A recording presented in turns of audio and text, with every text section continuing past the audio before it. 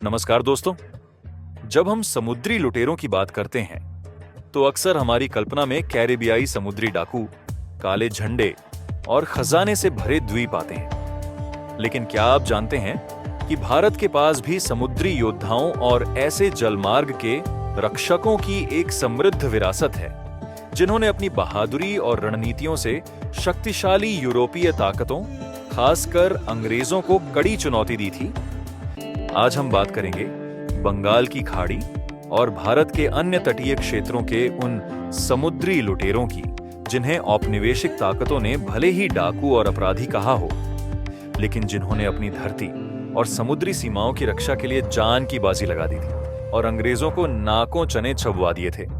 यह कहानी है प्रतिरोध की, साहस की और उस धुंधली रेखा की जहां देशभक्ति और लूटपाट आपस में मिल जाती थी। आइए इस रोमांचक और अनदेखी इतिहास की गहराई में उतरें।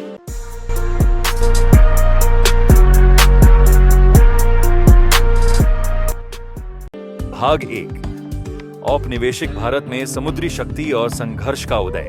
17वीं और 18वीं शताब्दी में यूरोपीय शक्तियों का भारत में आगमन व्यापार के बहाने शुरू हुआ और धीरे धीरे राजनीतिक नियंत्रण में बदल गया। समुद्र उनके लिए व्यापार और सैन्य शक्ति का एक महत्वपूर्ण मार्ग था, लेकिन उन्हें यहां ऐसे प्रतिरोध का सामना करना पड़ा जिसकी उन्होंने शायद कल्पना भी नहीं की थी। समुद्री व्यापार मार्गों पर नियंत्रण की होड़। ईस्ट इंडिया कंपनी और अन्य यूरोपीय व्यापारिक कंपनियां बंगाल की खाड़ी सहित पूरे भारतीय उपमहाद्वीप के महत्वपूर्ण समुद्री व्यापार मार्गों पर अपना एक अधिकार स्थापित करना चाहती थीं। स्थानीय शासकों और समुदायों का प्रतिरोध। तटीय क्षेत्रों के कई स्थानीय शासक और समुदाय इस यूरोपीय हस्तक्षेप को अपनी संप्रभुता और आर्थिक हितों के लिए खतरा मानते थे। उन्होंने अपनी नौसेनाएं और जलबेड़े तैयार किए ताकि वे अपनी सीमाओं और व्यापार की रक्षा कर सकें। समुद्री लुटेरों का उदय। इस संघर्ष के माहौल में कुछ ऐसे समूह उभरे जिन्होंने यूरोपीय जहाजों पर हमले करना शुरू कर दिया।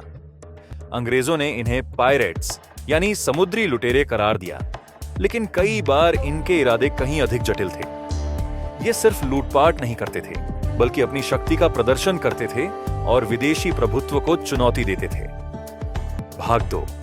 बंगाल की खाड़ी के अनसंग योद्धा। प्रतिरोध की लहर। बंगाल की खाड़ी अपने समृद्ध व्यापार और रणनीतिक महत्व के कारण इन समुद्री संघर्षों का एक महत्वपूर्ण केंद्र थी। यहां कई ऐसे स्थानीय बल थे जिन्होंने अंग्रेजों को चुनौती दी। अराकानी समुद्री डाकू, अराकानीज पायरेट्स। 17वीं शताब्दी में अराकान, म्यांमार का तटीय क्षेत्र के मघ, इमेजिएच और पुर्तगाली समुद्री डाकू बंगाल की खाड़ी में सक्रिय थे। उन्होंने मुगल और यूरोपीय दोनों जहाजों पर हमले किए और तटीय क्षेत्रों में लूटपाट मचाई। हालांकि ये मुख्य रूप से बाहरी ताकतें थीं, लेकिन उनकी गतिविधियों ने क्षेत्र में समुद्री शक्ति के संतुलन को प्रभावित किया। स्थानीय जमींदारों और सरदारों की नौसेनाएं। बंगाल के कई स्थानीय जमींदारों और सरदारों ने अपनी निजी नौसेनाएं रखी थीं, जिनका उपयोग वे न केवल अपनी जमीनों की रक्षा के लिए करते थे, बल्कि कई बार यूरोपीय व्यापारिक जहाजों को भी निशाना बनाते थे, खासकर जब उनके हित टकराते थे। इनके बारे में ऐतिहासिक दस्तावेज अक्सर बिखरे हुए हैं, लेकिन ये स्थानीय प्रतिरोध के महत्वपूर्ण उदाहरण थे। मछुआरा समुदाय और तटीय रक्षक। तटीय क्षेत्रों के मछुआरा समुदाय भी अपनी समुद्री ज्ञान और स्थानीय परिस्थितियों के बेहतर जानकारी के कारण प्रतिरोध में महत्वपूर्ण भूमिका निभा सकते थे। वे गुप्त रूप से जानकारी प्रदान करते थे या यूरोपीय जहाजों के लिए जाल बिछाते थे। हालांकि इन्हें अक्सर लुटेरे के रूप में आधिकारिक इतिहास में दर्ज नहीं किया जाता। ध्यान दें, बंगाल की खाड़ी में अंग्रेजों को सीधे तौर पर नाकों चने छबवाने वाले किसी एक बहुत बड़े और प्रसिद्ध समुद्री लुटेरा समूह का व्यापक ऐतिहासिक दस्तावेजीकरण शायद उतना प्रमुख नहीं है जितना पश्चिमी तट पर देखने को मिलता है। इसीलिए अपनी कहानी को और अधिक शक्तिशाली बनाने के लिए हम पश्चिमी तट के कुछ प्रमुख उदाहरणों को भी शामिल करेंगे, जिन्हें अक्सर पूरे भारत के समुद्री प्रतिरोध के प्रतीक के रूप में देखा जाता है। भाग 3। पश्चिमी तट के शय, जिन्होंने अंग्रेजों को धूल चटाई। भले ही बंगाल की खाड़ी में विशिष्ट रूप से प्रसिद्ध समुद्री प्रतिरोध के आंकड़े कम हों, लेकिन भारत के पश्चिमी तट पर ऐसे कई शक्तिशाली नौसेना प्रमुख और समुद्री लुटेरे हुए जिन्होंने अंग्रेजों को वर्षों तक परेशान किया। इनकी कहानियां हमें उस भावना और रणनीति को समझने में मदद करेंगी जो पूरे भारत के तटीय क्षेत्रों में मौजूद थी। कान्होजी आंग्रे। कान्होजी आंग्रे 17वीं और 18वीं शताब्दी के एक महान मराठा नौसेनापति। कान्होजी आंग्रे ने पश्चिमी तट पर अंग्रेजों, पुर्तगालियों और डचों को लगातार चुनौती दी। उन्होंने अपनी कुशल नौसेना और गुरिल्ला युद्ध तकनीकों से उन्हें कई बार हराया और उनसे भारी जुर्माना वसूला। अंग्रेज उन्हें पायरेट कहते थे, लेकिन मराठा साम्राज्य के लिए वे एक वीर योद्धा और अपनी समुद्री सीमाओं के रक्षक थे। उनकी नौसेना इतनी शक्तिशाली थी कि अंग्रेज उनसे संधि करने पर मजबूर हो गए थे। कुंजाली मरक्कर। कुंजाली मरक्कर 16वीं शताब्दी में कालीकट, केरल के ज़मोरिन राजाओं के नौसेना प्रमुखों की उपाधि कुंजाली मरक्कर थी। इनमें से कई पराक्रमी योद्धाओं ने पुर्तगालियों के खिलाफ भयंकर युद्ध लड़े और उन्हें भारतीय तटों से खदेड़ने में महत्वपूर्ण भूमिका निभाई। पुर्तगालियों ने उन्हें भी समुद्री डाकू कहा, लेकिन वे अपनी मातृभूमि की रक्षा के लिए लड़ रहे थे। सिद्दी नौसेना। जंजीरा के सिद्दी शासकों की नौसेना भी पश्चिमी तट पर एक शक्तिशाली ताकत थी। उन्होंने मुगल और मराठा दोनों साम्राज्यों की सेवा की और अपनी कुशल नौसेना से यूरोपीय शक्तियों को चुनौती दी।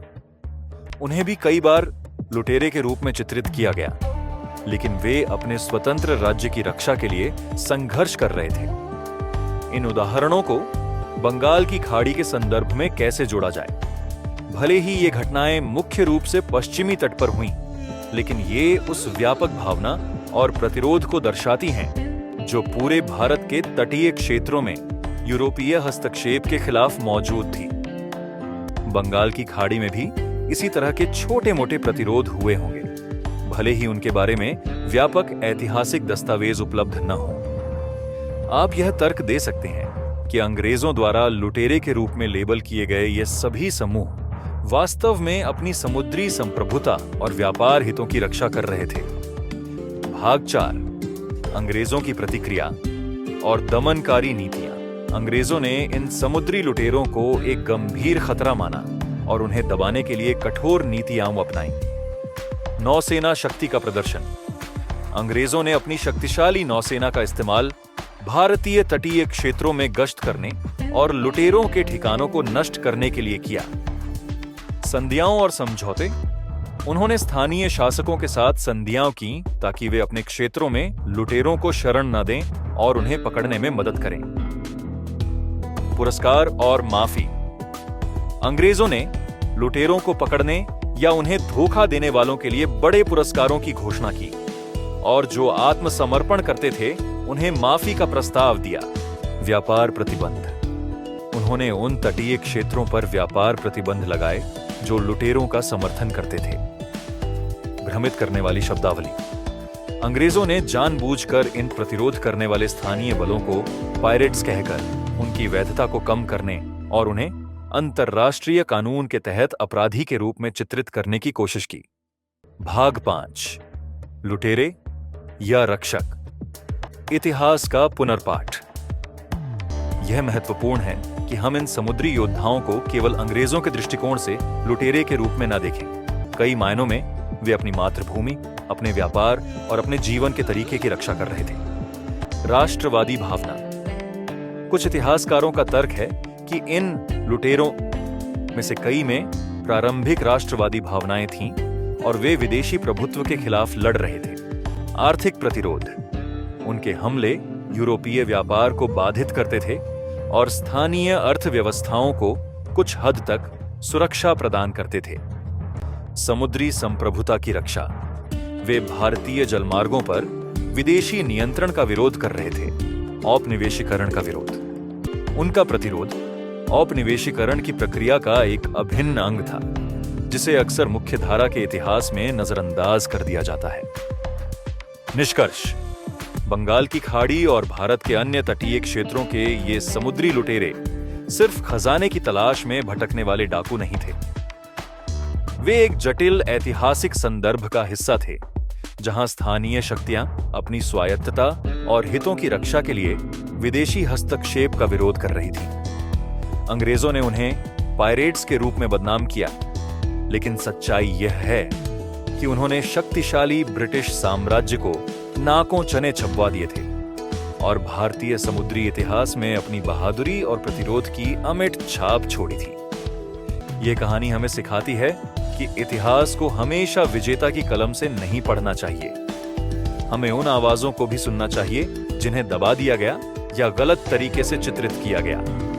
भारत के ये समुद्री रक्षक, जिन्हें कभी लुटेरे कहा गया, हमारी समृद्ध और विविध विरासत का एक महत्वपूर्ण हिस्सा है। तो दोस्तों, बंगाल की खाड़ी और भारत के अन्य तटीय क्षेत्रों के इन अनसुने समुद्री योद्धाओं की कहानी सुनकर आपको कैसा लगा? क्या आपको लगता है कि इतिहास में उन्हें उचित सम्मान मिला? अपनी राय हमें कमेंट बॉक्स में जरूर बताएं।